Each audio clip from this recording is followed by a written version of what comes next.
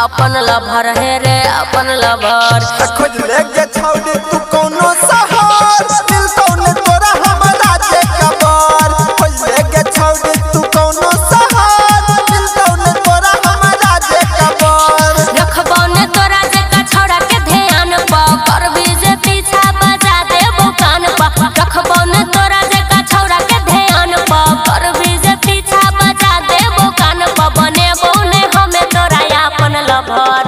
अपन लभर है रे अपन लभर खोज लेके छौड़ी तू कोनो शहर मिलतौ ने तोरा हमरा जे कबर खोज लेके छौड़ी तू कोनो शहर मिलतौ ने तोरा हमरा जे कबर मुंह देखना छे इलाका किसी का भी धमाका दिखाकर दीवाना भाई का ही होगा।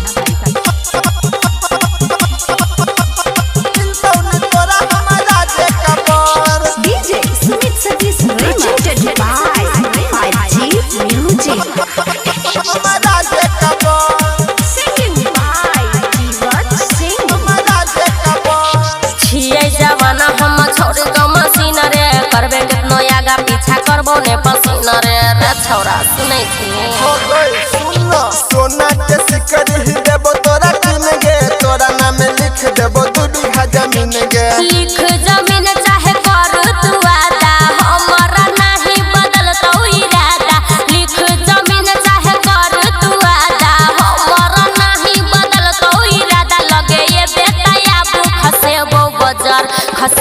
बजार रे खसेबो बजार खोज लेके छौड़ी तू कोनो शहर मिलतौ ने तोरा हमरा जे कबर खोज लेके छौड़ी तू कोनो शहर मिलतौ ने तोरा हमरा जे कबर चल हट हमरा जे कबर अभी सुन रहे दिवाकर दीवाना भाई मिलतौ ने तोरा हमरा जे कबर डीजे सुमित सतीश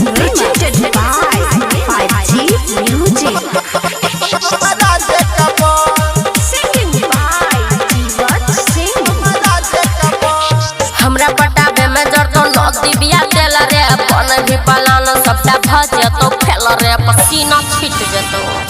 तो सुन रवि अमित से एनाने तू खेल गे छोरा बोने पीछा चाहे जाय पड़ते गेल गे करे नै जीवा छ सिंह परेश रे कहै छ सुमन सोना बात विशेष रे करे नै जीवा छ सिंह परेश रे कहै छ सुमन सोना बात विशेष राइटर मुकेश से हम बसेबै